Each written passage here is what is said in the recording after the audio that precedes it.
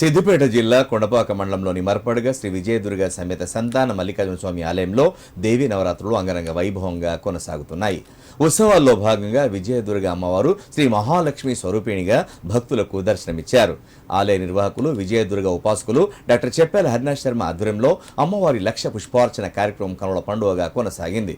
భక్తులు అమ్మవారిని దర్శించుకుని అర్చనలు, కుంకుమార్చనలు, ప్రత్యేక పూజలు చేసి ఒడి బియ్యం పోసి మొక్కులు చెల్లించుకున్నారు. అనంతరం వేద పండితుల మంత్రోచ్చారణ మధ్య నవావరణ హవనం నిర్వహించి పూర్ణాహుతి జరిపించారు.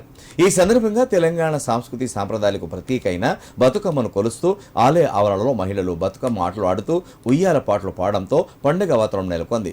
కాగా ఆలయానికి రోజు పెరుగుతున్న భక్తుల రద్దీ దృష్టిలో పెట్టుకుని ఆలయ కమిటీ ఆధ్వర్యంలో అన్నప్రసాద కార్యక్రమాన్ని ఏర్పాటు చేశారు.